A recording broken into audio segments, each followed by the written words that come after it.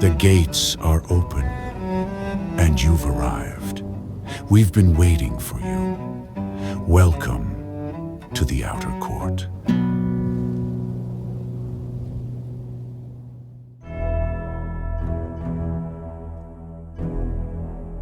Return to Sender by Thomas Stoneking. Read by J. Myers.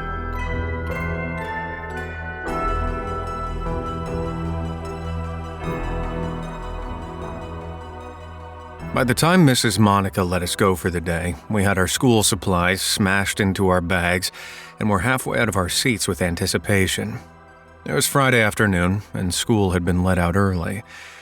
It was also Halloween, and the entire Vineville and Ingleside neighborhoods were ready for it.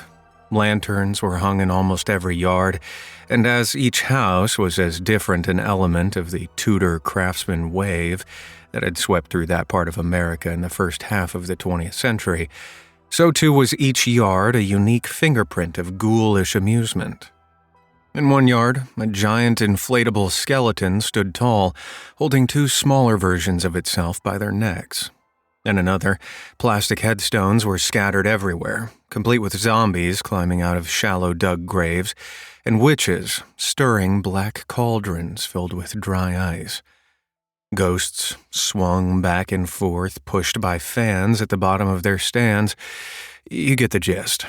Every year we did this. No one really knew why we took Halloween so seriously, but the Vine Ingle Historic District celebrated it in earnest without fail.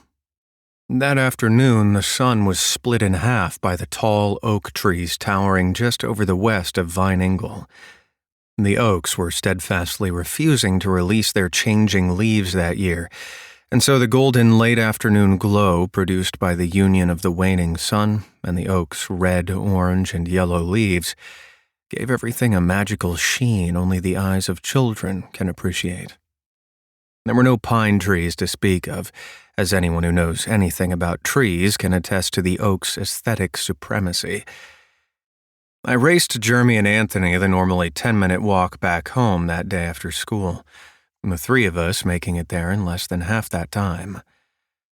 When I'd reached my house on Buford Place, I bent at the waist, hands on my knees, heaving for breath. Beside me, Anthony stood straight, unbothered. He had his hands behind his head, not a bead of sweat on him. He'd won, of course. He'd always been the fastest of us. Jeremy arrived a moment later, cursing at us both under his breath. When I could speak again, I said, "Back here at 7?" Jeremy and Anthony nodded, and the three of us split without another word. I spent the rest of that afternoon watching Phantasm with my father. It was a tradition of ours, every Halloween. Not the greatest horror flick, to be sure, but it was my father's introduction to the genre, and so too was it mine. When 7 o'clock neared, I put on my Grim Reaper costume, the smell of the polyester mask and cape filling my nostrils, and headed outside. The golden glow from earlier was giving way to a purple dusk when I met up with Anthony and Jeremy. Anthony had his trademark Michael mask on, while Jeremy sported the results of his mother's involvement in the downtown theater as a production manager and part-time costume designer. Metal pins protruded from his head, and he must have been wearing a bald cap because not a single strand of his brown hair could be seen. Layers of thick, white makeup covered his face, and he wore contacts that made his eyes all black. "Whoa!" I yelled. "Pinhead, right?" Jeremy laughed and nodded, and then went rigid as fast as I'd ever seen him. "I'll tear your soul apart." We all laughed and joked, and I felt a little bad. He'd gone all out, and we hadn't. My costume seemed shabby in comparison, and while Anthony's was just a mask, he had tradition on his side. He'd worn the same thing every Halloween for the past 4 years. We started our walk down Buford Place and hooked the right onto Rogers Street. Kids our age, some younger, some older, passing us by or slowing us down. Some of the older high school boys we gave a wide berth. It paid to be early that night. And so the street and the sidewalks on either side of us were packed and bustling with the hushed excitement of children even before the sun had fully set. It might help to explain why we loved that night so much. Vine Angle did things a little differently on Halloween compared to other neighborhoods. We weren't out to collect candy. In our neighborhood, it was mainly baked goods we were after. We weren't sure who started the trend, probably two moms trying to one-up each other, but regardless, chocolate-dipped apples, lemon tarts, bite-sized cheesecakes, pumpkin pies, and similar treats began to slowly fill our custom-made tote bags. Our mothers realized years ago there was utility in lining each bag with cardboard and layering them with plastic columns and dividing sheets, so that as the night went on, our totes weighed nearly as much as we did. I can't remember what the three of us talked about that night. I just remember loving my life, loving that moment, loving my friends, and even the smell of polyester mixing with the pumpkin spice from my tote. Maybe we talked about girls, some sports, too, video games. I only know for sure that the end of Rogers Street crept up faster than we realized, and suddenly we were part of the thinning herd of children turning around or making the left or right onto Hines Terrace. Only we didn't. Nothing I can remember explains why we stopped at the intersection of Rogers and Hines. But there we were, staring up at the house no one else seemed to see except us. The lights were on. They'd decorated, but no one else was climbing the stone path up the walkway that led to the front door of 329 Rogers Street. I stared at the house for a long while, trying to piece together why it was holding my attention. Yet I couldn't bring myself to move forward. Something about the yard, maybe? There was nothing particularly unusual about the house itself. It was a typical craftsman, with 2 gabled columns and an attic dormer window, like almost every other house in the neighborhood. In the end, it wasn't me that figured it out. It was Jeremy. He pointed at the life-size skeletons standing around the yard in various poses. Some held rusted hedge trimmers at work near the side of the house. Others were propped up against push mowers, and one knelt at the edge of a small flower bed, tending to it with intense devotion. Jeremy pushed forward, climbing the stairs and walking down the path to the closest skeleton, kneeling in front of the flower bed, and studied it. Anthony and I followed. "I think these are real," Jeremy said. Anthony scoffed, and he and I both looked at the skeleton more closely. My first instinct was to dismiss Jeremy's statement out of hand, but the longer I looked, the more I saw. The skeleton wasn't white. It was a dull and faded yellow. There were also imperfections, divots and cracks in the bone so detailed, my words caught in my throat. A faint chemical smell emanated from them, and without meaning to, I took a step back. My interest piqued. I looked over the rest of the house's Halloween decorations. Stuffed effigies hung in the large tree in the yard, straw poked out from their homespun clothing, and I wasn't sure what they were supposed to be. I hadn't noticed them before, but thin stickmen were taped to anything that stood upright. The tree in the yard, the wrought iron posts with signs that said, "Happy Halloween" and "Hello, Pumpkin." Even the legs of the metal plaque, staked in the yard displaying the home address. "Look at these," Anthony called, no longer at my side, but up on the porch. A series of small, shrunken heads were evenly spaced for about 5 feet to the left and right of the front door. I joined him on the porch and startled at a large spider cunningly hidden in the upper left-hand corner of the porch's landing. I shivered despite myself and went over to Anthony, kneeling to see the heads more closely at his side. With eyes and mouths stitched shut and their ears missing, they looked exactly like the shrunken heads in voodoo I'd seen before. I couldn't remember exactly when or where. Maybe an episode of Scooby-Doo when I was younger. "There's more," Anthony said. He pointed over to a corner of the porch where tall gardenias were in bloom and blocked the view from the street. More of the sunken heads were huddled in a group waiting to be placed around the yard. I thought it odd for the gardenias to be in bloom, considering the time of year, but chalked it up to them being a different variety. I flicked one of the heads by the front door with a finger, and the smile on my lips fell away. I frowned, and then picked up the head I'd flicked, and immediately dropped it. The skin had give. It was fleshy. The hair on the head was coarse. A strange weight settled in my stomach. "They don't like to be moved much." The three of us shot up and turned towards the voice. Jeremy, still next to the skeleton by the flower bed, Anthony and I on the porch. A woman whose age it was impossible to tell lined the entrance of her front door. Long, straight black hair fell to her waist, and she held a pleasant smile on her face. She wore a white dress and leaned against the doorframe, arms crossed like she'd been waiting there an eternity. Though there was nothing provocative about her porcelain appearance, the part of my mind that had only recently learned to appreciate the female form froze me where I stood. It pleaded with me to notice the curve of her hip, the way her crossed arms lifted her. "The heads," the woman said, now pointing to the one I'd dropped. "I'd put it back before it's too late, you know." She winked. I nodded and sheepishly grabbed the head, putting it back where I'd gotten it, hating the squishy feel of it in my grasp. An agonizing moment passed where the woman and I stared at each other.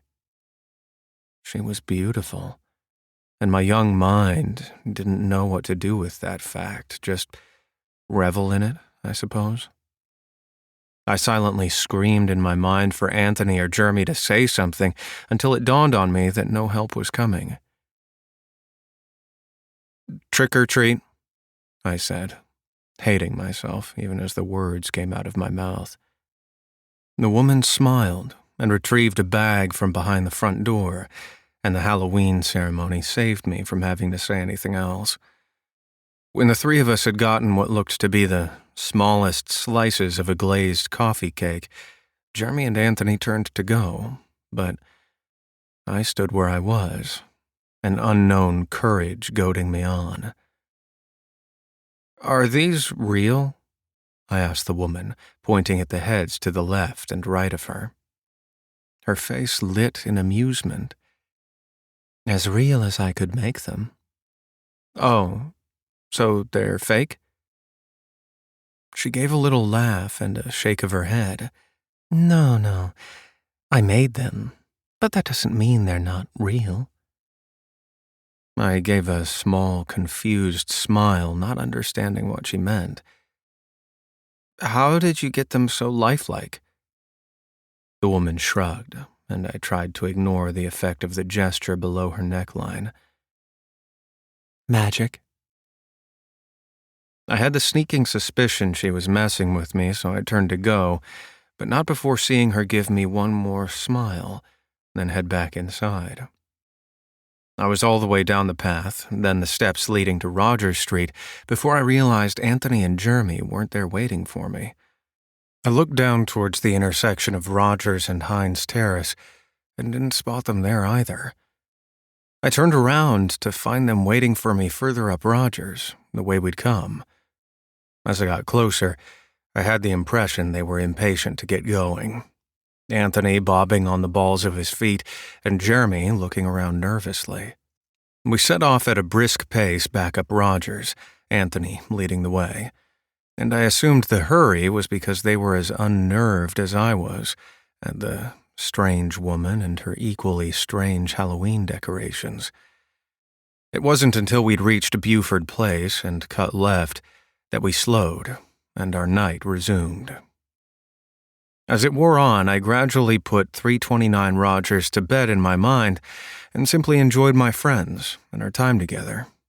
We ran into several girls from our class and joined up with them, giving the already strange night an even more ethereal quality. I worked up the courage to hold Rebecca's hand, a girl I'd had a crush on since the start of the year, and endured the catcalls from Anthony and Jeremy with as much grace as I could manage. Eventually, though, our tote bags became so full they couldn't hold any more, and the throngs of other children on the street began to thin, and we decided to call it a night. We split from the group of girls shortly before reaching my house, where Anthony stopped me with an elbow to the rib. His eyes had a wicked gleam, and he slowly opened his tote bag, tilting it towards me to show me what was inside. Two shrunken heads stared up at me with eyes and mouths stitched shut. My own eyes bulged, and I looked at Anthony incredulously. His grin was as wide as I'd ever seen, and I could tell he thought himself all manner of clever. "While you were chatting through the bushes, Anthony," I said, "we can't. We have to take these back." Anthony scoffed, reaching inside his bag, then tossing me one of the heads. I caught it on reflex and almost gagged at the feel of it. "Anthony, I'm serious. She made these, and I think they're important to her." "Ah, what, you got a thing for her? Didn't know you had such mature tastes. I'll let Rebecca know you'll give her a call when she's filled out a bit." His words dripped with derision, and I was caught off guard, too worried about Rebecca getting the wrong idea to say anything first. I moved to punch his shoulder, but he was too fast. He leaned back, then backpedaled completely out of my reach. I said, "I don't have a thing for her. You stole these, and we need to put them back." "Me?" Anthony echoed in mock sincerity. "We," he finished, pointing down at the head in my hand. I moved to shove it back in his arms when my mother's voice echoed out from the front yard of our house, asking what was taking so long. I looked to Jeremy for help, but he just had the same lost look he'd had earlier. He'd always had trouble thinking for himself. I sighed. "Fine, but tomorrow we put these back and apologize." Anthony nodded eagerly. Too eagerly, and I tried again to give him the head in my hands, but he raised his arms into the air and turned around, shielding his tote bag from me. My mother called out again, and I went to her, stuffing the small head into my bag and trying not to let it touch any of the goods inside.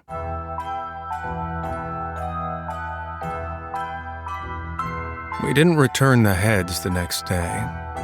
My parents were leaving town for the weekend, and my father asked me to mow the acre plot of land behind our house while they were gone. The land didn't belong to us, but it looked terrible unmowed, and our cat had a habit of bringing in ticks when the growth got too high. We also didn't have a riding mower, so most of that morning and early afternoon, I spent push mowing it all. My older sister, who'd normally babysit me, planned on going out with friends that first night my parents were gone.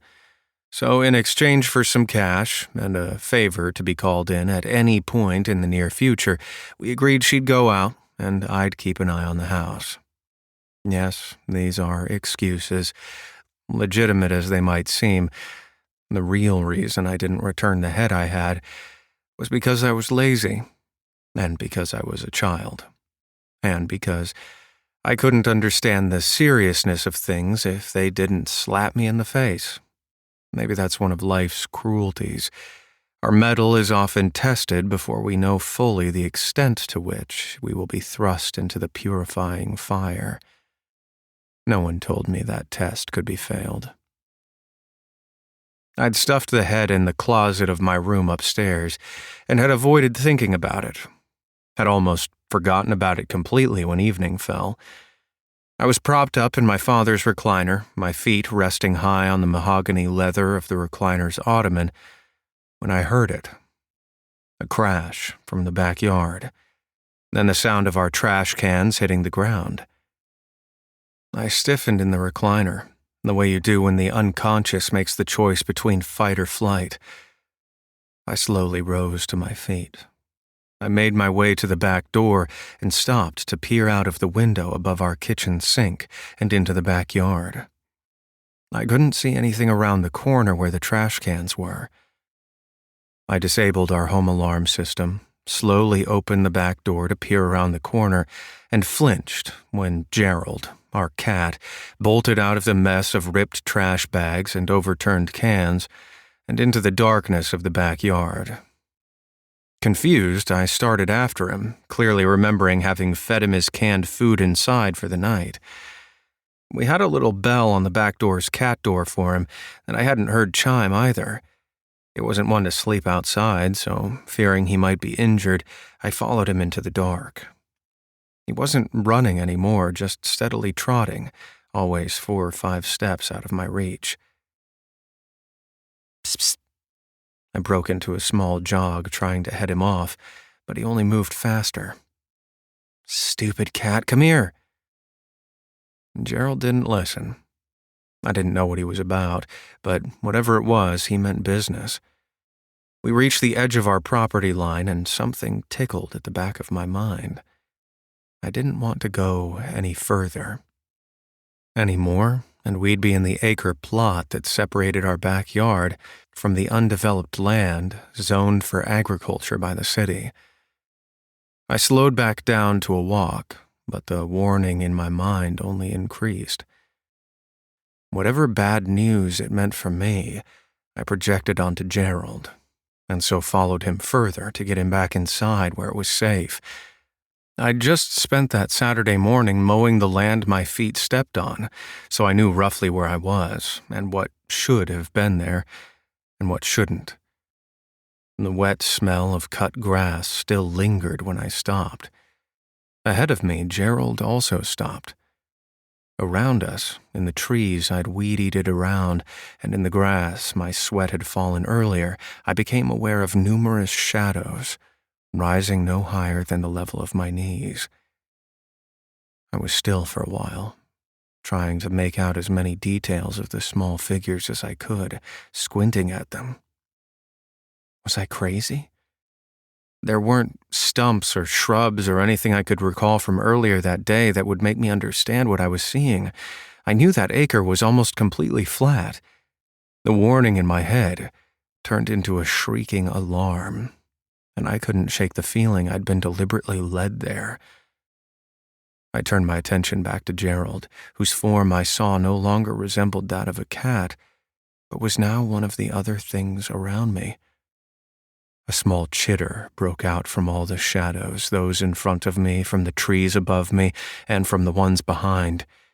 It was a small clacking sound that brought to mind the image of teeth furiously jamming together. That moment, it was like waking far beneath the waves of an icy ocean, alone and cold. I turned around and took off back toward the house. A scattered line of the things that were behind me now gave way as I sprinted towards them, and for a moment, I thought the worst was over. But then a weight slammed into my right shoulder as I ran, and another at my left hip, nearly toppling me over. Pain lanced through both places, but I didn't slow. I swatted at the thing on my shoulder, and when my hand met hard, warm flesh, I couldn't help myself. I turned my head to get a look at it, and screamed. A small man was attached to me by way of his jagged teeth. Its jaw had unlocked, and both rows of its maw were embedded in my shoulder. Round, black eyes stared back at me in rapture at the flesh and blood it tasted. I could feel its tongue prodding the cotton of my shirt. Its body was wide and hairy like an overweight and massive gerbil's. And for hands and feet it had short, stubby appendages with curved claws that grabbed for purchase at the rest of me. With a hand, I pushed against the creature's face, wary of its teeth, and jammed my fingers into its eyes. I yanked my shoulder inwards, trying to pry it off me as I ran. With another painful wrench, the creature relented and fell away. I looked to my hip, where I'd felt the second punch, and to my relief, found only the torn denim of my jeans where another one of the things had failed to dig in. I slammed into the back door of my home, hearing the pitter-patter of more of them behind me. I flapped about for the doorknob, my hands slick with sweat and my panic not helping at all. Finally, I pushed it open and paused for the briefest moment, seeing our family's cat, Gerald, the real one, dead in the corner where our trash cans lay overturned. I went the rest of the way inside and slammed the back door closed behind me, breathing heavily. Then I remembered Gerald's cat door.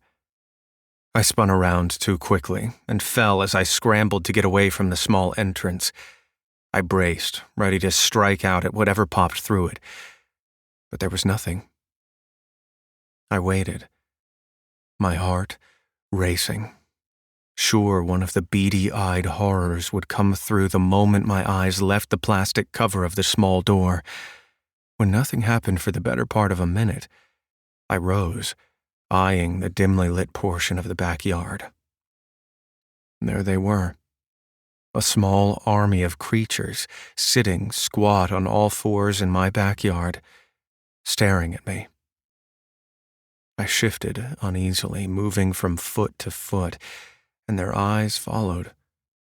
I lowered back down to a squat, below the glass of the back door, and tried to collect myself. I gingerly prodded my shoulder and winced at the pain. I took a deep breath and thought. Gerald was dead. They wanted me, too. But they weren't coming inside. Still crouching, I waddled over to the pantry closet and moved Gerald's plastic food box over to the cat door, blocking it. I thought better of it, then shoved it inside the opening, deforming the plastic. I went back to the window above the kitchen sink, still in a crouch, and popped up as quick as I could. 15 pairs of beady eyes snapped onto me. A good many of them bared their teeth at my stunt. They didn't like being surprised. "That was my cat!" I screamed at them. The little horrors didn't respond. They just kept looking at me, and I stared right back. I wanted them to know I wasn't afraid, but I was afraid, and my fear bade me look on. They scratched at fleas like a dog might, paused to groom themselves with long tongues. Some would get a whiff of something and forget all about me for a moment. But without fail, their eyes would eventually track back onto me with an intelligent hate. Then suddenly, I knew what they were. I hadn't been trying to figure it out. It just came to me, the word popping into my mind like a flash of light in a dark room. Goblins. I was staring at goblins in my own backyard, real ones, flesh and blood, their little hairy chests rising and falling as they breathed the evening air.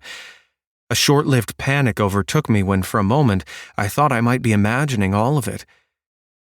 But another prod to my shoulder told me that wasn't the case. This wasn't a dream. The pain was too real. And that gave me an idea. I went over to the knife block on the counter and pulled out a chef's knife, then to the back door, where I yanked the food box out of the opening and lifted the plastic cover of the cat door. I stared out of it, waiting. None of the goblins came any closer. I pressed my left hand against my right shoulder till it had a thin coat of my blood on it, and held it just inside the opening of the cat door. 30 seconds. A minute. Finally, one of the closest goblins overcame whatever compulsion held it back, and it charged, flinging itself through the cat door and into the kitchen, lunging for my hand, its jaw extending out like some kind of deep-sea shark. Any satisfaction I might have felt at the trap vanished when the goblin burst into flames.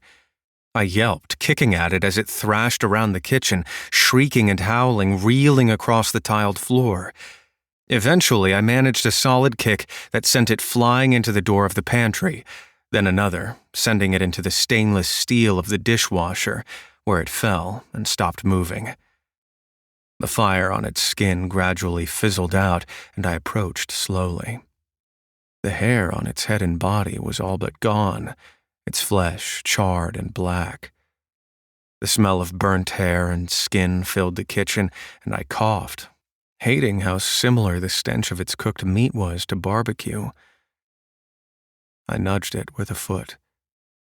It was dead, but to make sure, I slowly slid the chef's knife into its neck, then yanked it back out.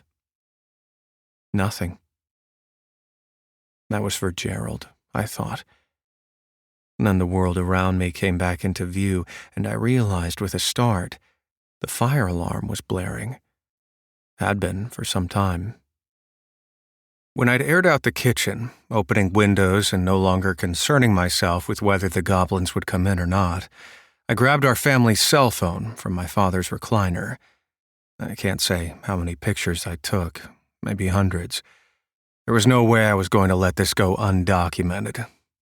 Next, I rang for my sister 3 times with no answer before dialing 911 and reporting a home invasion.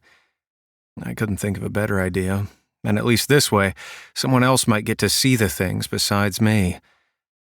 I just had the presence of mind to begin sending the pictures to our family contacts when the doorbell rang. I went still and held my breath. I called out, "Katie?" Someone began banging on the front door. Then they started shouting. My fear turned to relief when I recognized the voice, Anthony. I rushed to let him in, and when I did, was met with the sight of my friend in an even worse state than I was. His face was scratched deeply. 3 cuts tore from his left temple down to the bottom of his right cheek. Similar marks were across his shirt and pants, and his breathing came in ragged huffs. He shoved past me, slamming the door behind him, and stood with his back pressed against it. We stared at each other for a bit, each of us no doubt thinking the other had no idea what we'd just been through. "There's something in my house. My parents are asleep and they won't wake up. It tried to kill me." He remained there against the door for some time. I looked at him closer and saw just how deep the gashes in his face and chest were. He'd need stitches. At a minimum, I could wash his cuts, and he could do the same for the bite in my shoulder. I moved to touch him, and he flinched, so I kept my distance. "You look rough, man. Can you sit down for a sec?" Anthony tried to sit down on one of the couches in the living room, then got up immediately, pacing, going to the shutters at the window, and then repeating the circuit. I said, "I've already called the police. They should be here in a bit." This seemed to calm him, but then he frowned. "Why did you call the cops?" I started to explain, then stopped, said, "Come here."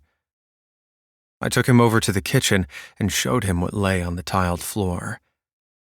"Holy shit!" He shoved his nose into his elbow, then nudged the dead goblin with a foot the same way I had. "I thought I was smelling leftovers or something. What is it?" "There's more over here." I led him to the window, looking out into the backyard. "Whoa, what?" Anthony's words came in fragments as he tried to duck back out of view of the small creatures. Then his curiosity overcame his fear, and he studied them. "What are they?" "I think they're goblins," I said matter-of-factly. "They got me, too." I turned to show Anthony my shoulder, and his face paled. "Just like you."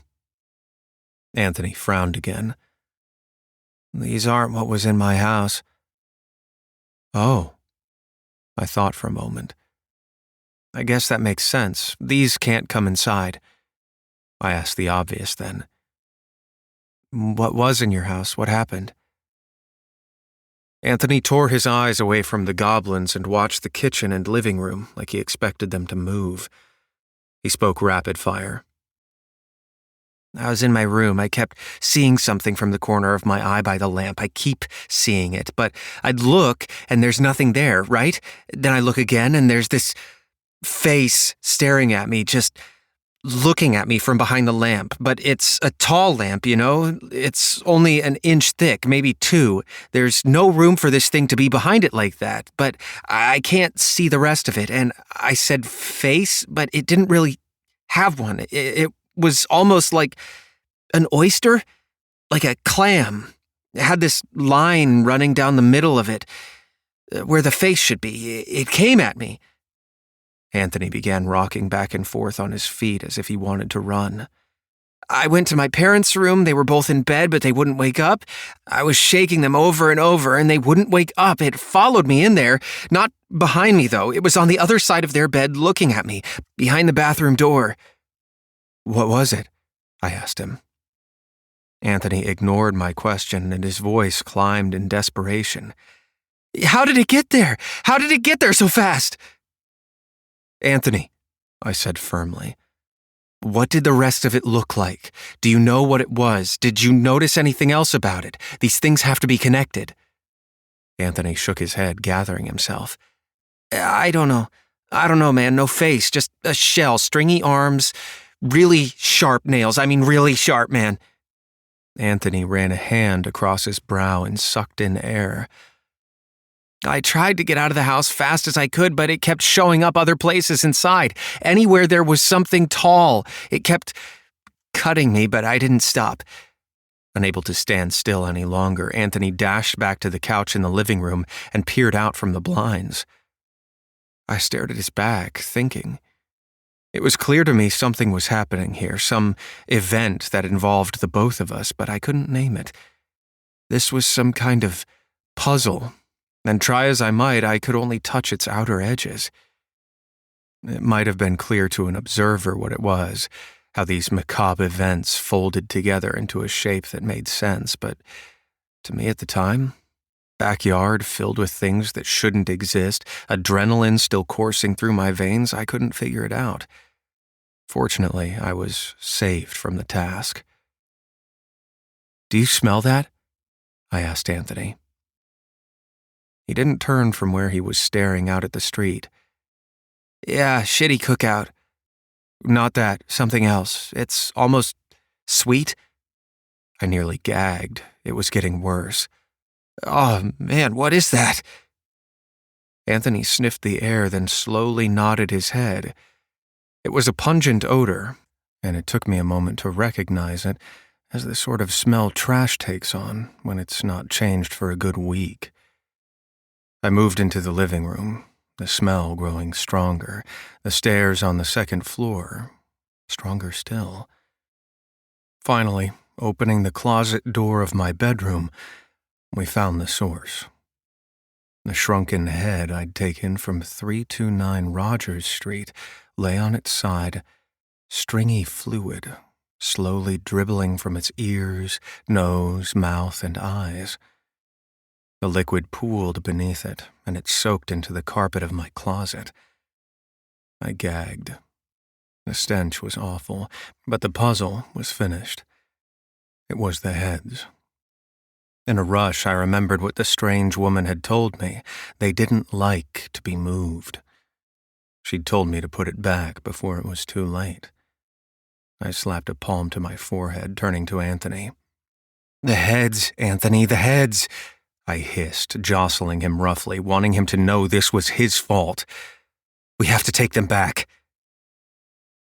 I went to the back of my closet where I kept plastic grocery bags as a liner for Gerald's litter box. At the sight of it, a pang of sadness hit me, but I didn't have time to indulge it. I grabbed the head, using the bag as a cover for my hand, then turned the bag inside out, twisting it into a tight knot, and doing the same with more of the bags until the smell eventually receded. We left my room and made to go back downstairs, but Anthony stopped me, his hand tight around my arm. He was looking at something at the bottom of the stairs. I looked too, and stiffened.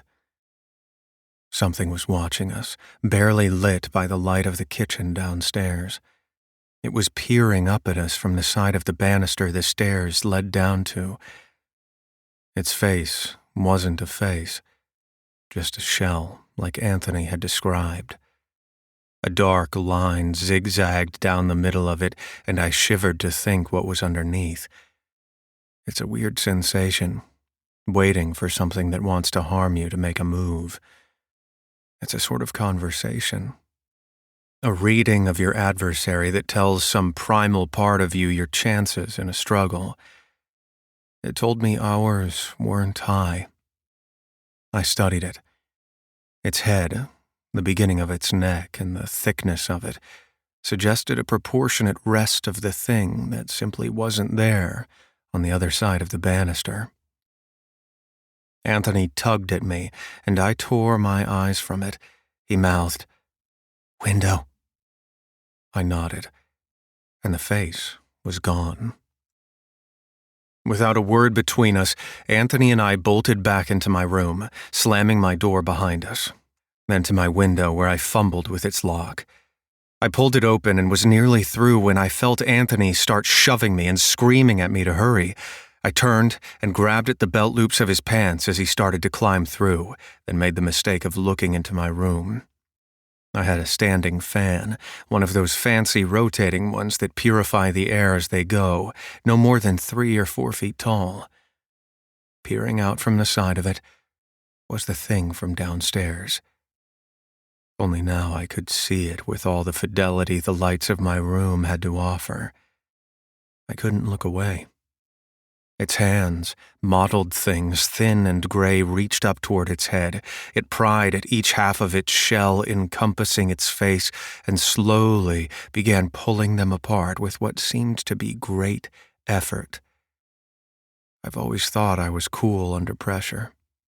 Not like in the movies, where people stumble, then fall for no reason when being chased, or despite common sense, chose to split up. But I couldn't help myself in that moment. Dread mixed with morbid curiosity, and I looked on as the creature split its own masked face to reveal a smiling visage. It was as if someone had stripped the flesh from its face. Striated muscle, sinew, and cartilage glistened in the light of my room. Its 2 eyes were incredibly far apart, and they didn't focus like ours do. They moved separately, taking in Anthony, me, my room, as if each had a mind of their own. Without warning, it let go of its mask, each of its hands' grip going slack. There was a flash, and I was blind. A wave of disorientation swept over me, and had it not been for Anthony at my side, on the roof next to me, I would have fallen. He pulled at me, yanked at my arms and shirt, and eventually put my arm around his shoulder to keep me from falling off the roof. I can't see, Anthony."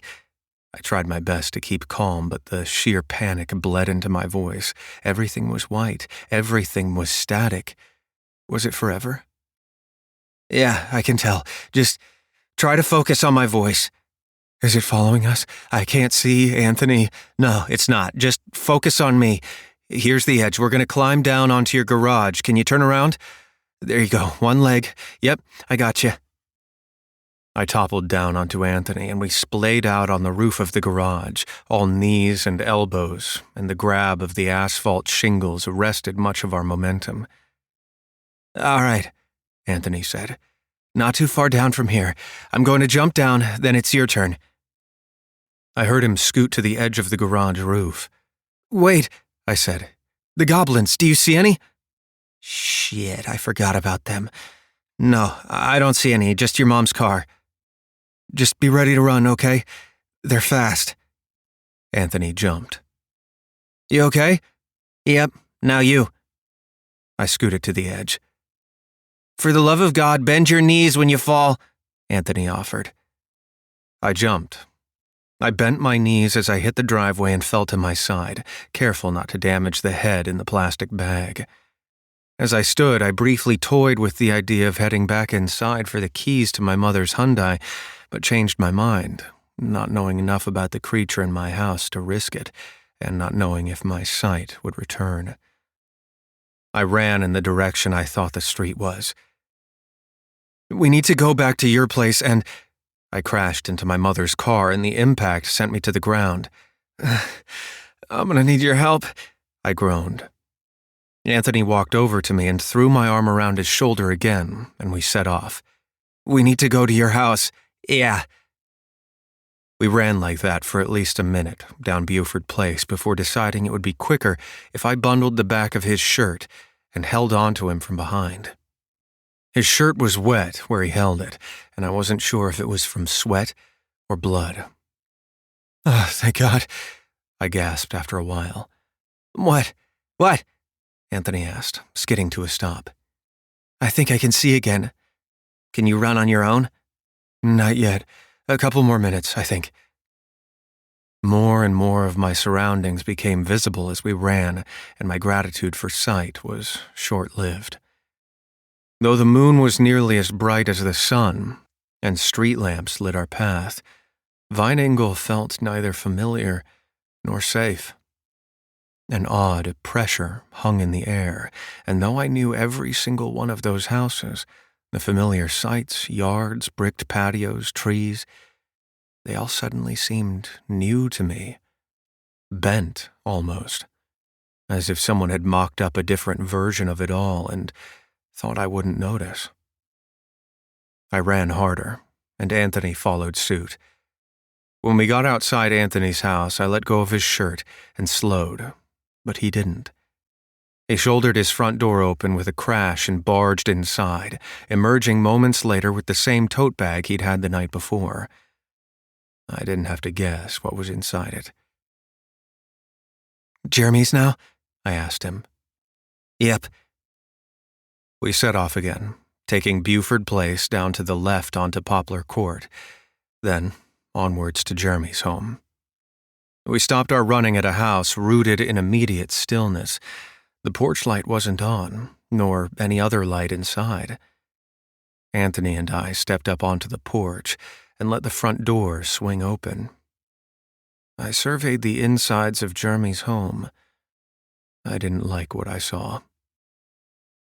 The dining room table Jeremy had made with his father was on its side. Its chairs were scattered about like discarded playthings. Curtains on the living room windows had been torn down and moonlight poured in. But there was more than just the disarray of the home filling me with unease. The same oppressive weight of the night felt to me concentrated within the place. Anthony moved to go inside, but I blocked him with an arm and shook my head. He didn't argue with me. We'd both seen enough by that point to understand caution might pay for itself twice for the night. "Jeremy?" I called out. My voice echoed in the empty house. "Hey, guys." Jeremy's voice came to us from deeper within, and we craned our necks to get a better view while avoiding crossing the threshold of the front door. To me, it sounded like his voice had come from the open door adjacent his family's living room. I knew from past sleepovers it led down to their cellar. I spared a glance behind me to make sure nothing was approaching, then said, "Jeremy, I can't see you. Can you come to me?" "I need your help." Anthony and I looked at each other. "Sure, man, what do you need?" "I need your help here. Come inside, come here." I looked behind us again, and seeing nothing, said, "Jeremy, in 4th grade we went on a field trip. You said I was your best friend. What did I say back?" There was a long pause before the reply came, and when it did, I knew my friend was gone. It was a laugh. A simple laugh. It was Jeremy's laugh, but it wasn't Jeremy laughing.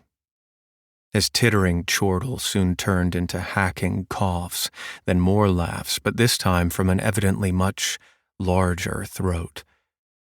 The sound of it was clearly coming from the same cellar door as before, only now I caught movement in a corner of the living room, the complete opposite side of the house where it was darkest.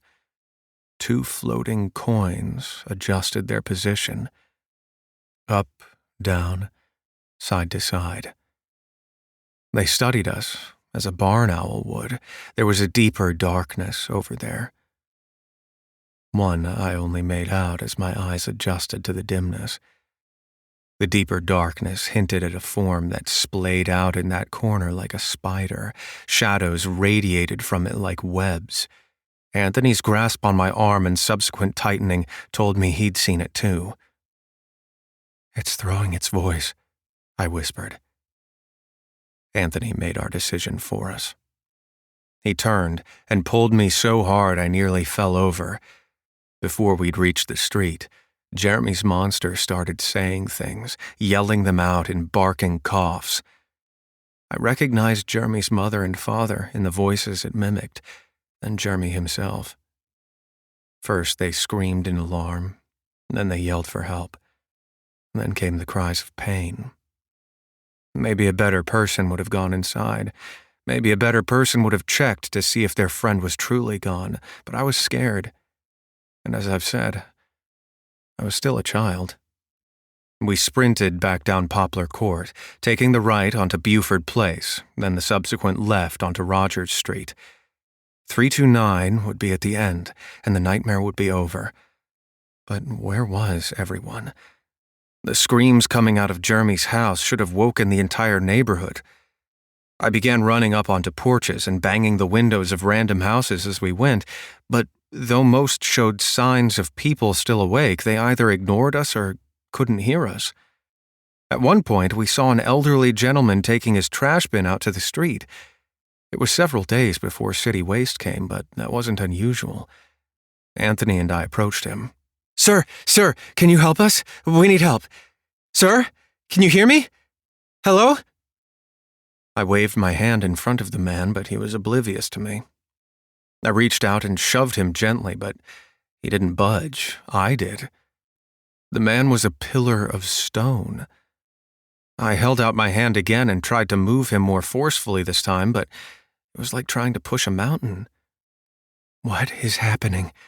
I muttered. Anthony tried as well, but met with the same result, only he didn't stop. He began screaming in frustration, his fists pounding on the older man's face as he turned from his trash bin and began the trek from the street back to his house. If he felt Anthony's assault, he didn't let it show. We stood there, watching him go, confused. And we looked at each other, as if one of us might have the answer. The only thing I knew was that we needed to hurry. We needed to get the heads back where they belonged. I had the sinking feeling we were running out of time, because it wasn't just the neighborhood changing. Apparently, we were too. We tried running the rest of the way down Rogers Street, but something odd began happening. I didn't notice at first, as the change was a gradual thing, but the closer we got to 329, the more the distance between each house, between each street lamp, and by definition, our time in the darkness grew, until at last, reaching 327 Rogers Street, we found 329 so far in the distance, it was the size of my thumbnail. It was too much for Anthony. He shouted at the night. "Oh, come on, you bitch! We're trying to give you back your heads!" There was nothing else for it. So we started running again, in step, our breathing synchronized. It might seem odd to you. It did to me, a street elongating itself. But it wasn't stretching out so much as it was being replaced. After a certain point, there were no more street lamps. The pavement underfoot turned to dirt, and the trees that had lined either side of Rogers Street crept in closer. And it went unspoken between Anthony and I that we were no longer where we'd just been. We were somewhere else. A forest engulfed us, and even the season seemed to have changed. It was warmer and more humid. "I'm sorry," Anthony said to me as we ran. I hadn't been expecting an apology from him. "You didn't know." "Yeah, but I'm sorry. This is on me. I should have listened to you." He was right, but I didn't have the energy to make him feel better. And also, I think I didn't want to. I told him we needed to give the heads back, and now Jeremy was gone. so I didn't say anything else. Let him live with that guilt, I thought. As 329 began creeping closer, no longer a house at the end of a street, but a lone craftsman situated in an expansive clearing, I started noticing shapes in the trees overhead. They were short and squat, looking down on us as we went. It wasn't long before they started their chittering. The hide-behind that had been pursuing Anthony appeared as well, first behind us, keeping pace, moving from tree to tree without traversing the distance between, then ahead of us, almost as if in escort. Finally we arrived. 3 tall, wide cypress trees I didn't remember being in front of that house stood like sentinels before us, and the sound of a great rushing was in the air, as if a frothy river crashed just behind the house, though I knew there wasn't one in Vine Ingle. A strong wind made the cypress trees bend, but I felt nothing on my skin. Dotted among the trees' branches were more of the goblins. They sat still, watching me, just as they had in my backyard. Anthony and I passed between 2 of the cypress trees, and only then, moving through them, saw how every Halloween decoration or inanimate object that stood erect in the woman's yard had a hide-behind peering from its side. Their clamshell faces varied only in size. Small faces for the wrought iron stakes in the yard, large faces behind the cypress trees at our rear, and medium-sized faces behind the columns of the front porch. One and all, they watched us approach. On the porch, we stood before the pale lady. Her long black hair was tastefully French braided and draped over her right shoulder. She rocked in a wooden chair, and above her, nested in the corner of the porch where the moonlight could not reach, was the thing from Jeremy's house. It hissed as we approached, uncoiling a long arm to rest it protectively around the pale lady's shoulders. "Children," she said, eyeing us both. In her lap was a blanket she appeared to be embroidering. A long wooden sewing needle was in her hand, and she spun and wove with such grace that, even to my untrained eyes, I knew she was a master at the craft. I opened my mouth to speak, then saw what had been sewn into the blanket. It was the night's events. The chase back to my house, my kicking the flaming goblin in my kitchen like a football, Anthony being chased through his home by the hide-behind, Jeremy and his family, savaged by the thing staring at us that very moment from above the pale lady. She spoke again. "When last you came, 3 there was. Now 2 there is. Here because we've come to right our wrongs against you, in our hands the heads at issue." I frowned, and my hand flew to my mouth. Anthony turned on me, accusation in his eyes. I shook my head to let him know the rhyme hadn't been intentional. I ripped open the plastic grocery bag holding my shrunken head, grabbed it, and placed it on the ground before the pale lady. The stench was unbearable. Anthony did the same with his. 3 heads taken, 2 I see. What recompense should there be? Anthony and I looked at each other dumbfounded. We hadn't gotten the 3rd head, hadn't even thought to. A deep chill ran through me. I looked to the pale lady and responded.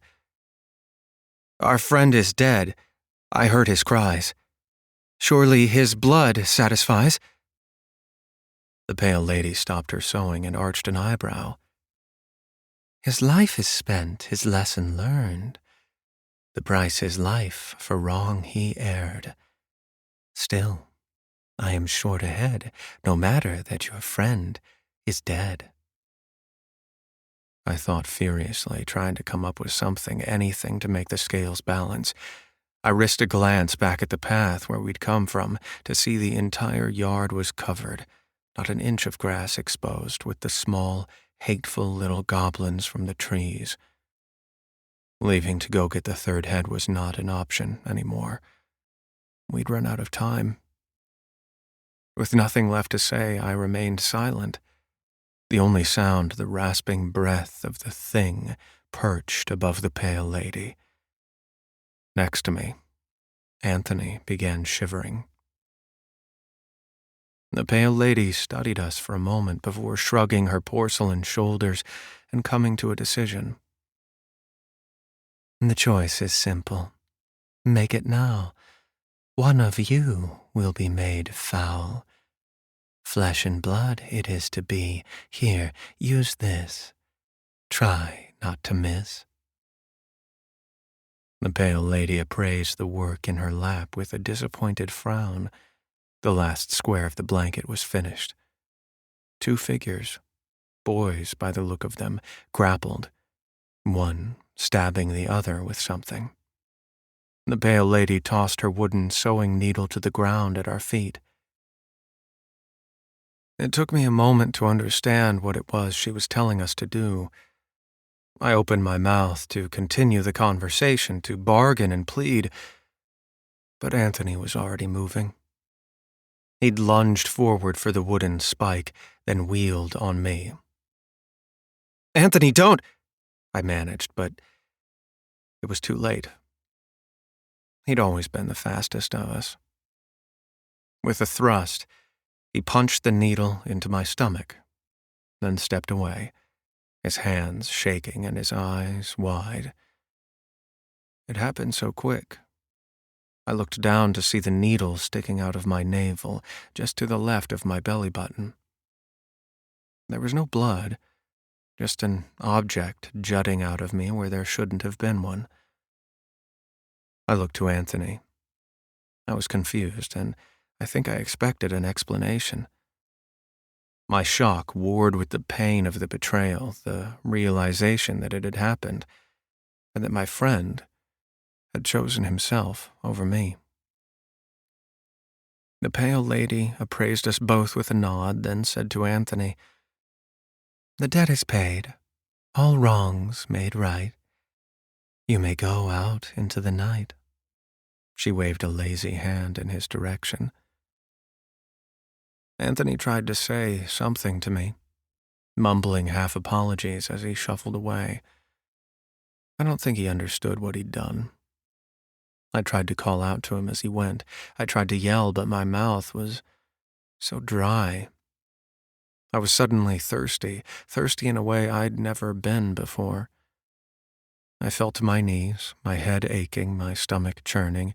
I looked at my arms, my vision blurring. I saw the skin there growing taut, tanning to a dark hue, my veins protruding, then collapsing. A distant, rational part of me that appreciated irony understood what was happening. The rest of me hadn't caught up. I tried to scream. I tried to speak, but all that came out was a dull rasp. Not like this. Please, not like this. I couldn't move anymore. If I could turn my head, I was sure I knew what I would see. My limbs shrinking into dry leaves, flaking off, my body warping and becoming less substantial till only a small, shrunken head would remain. Eventually, the thirst faded. Everything faded. And I was neither awake nor asleep. An unknowable amount of time passed. Anthony had long since gone when the pale lady slowly rose from her rocking chair and approached me. Cool, delicate hands lovingly handled me, turned me to face her, then kissed me. I was then placed to one side of the front door where I remain to this day. I watch as time goes by, its passage no longer my concern. Every year Halloween comes and goes. Sometimes there are children, sometimes not. I shout and yell when they come, urging them not to touch me, not to even look at me lest they make the same mistake I did. At some point I turn selfish and begin begging for help. And one time, I think I'm heard. I managed the faintest gasp. A little girl, blonde with freckles, whips her head in my direction. I remember my shock, my surprise at being noticed, the elation of hope. "Help," I tried to scream. "Please, help me."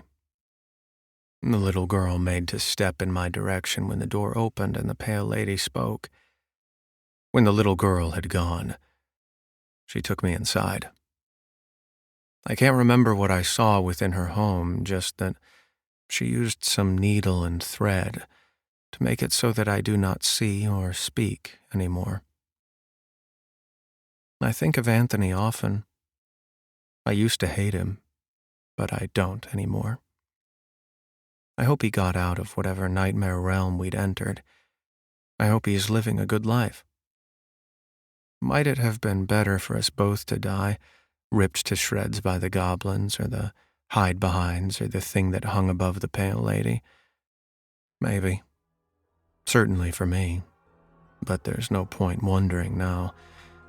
So I try and sleep. And I wait. And I tell myself this story again and again, hoping someone is listening.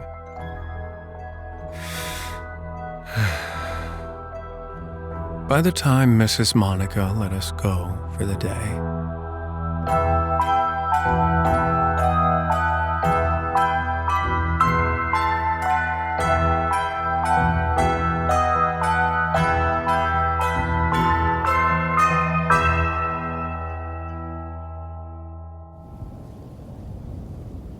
This has been a tale from the Outer Court, a Cypher Media production. If you've enjoyed the experience, consider supporting future stories at patreon.com/Thomas Stoneking. Until the veil thins once more, we wait for you at court.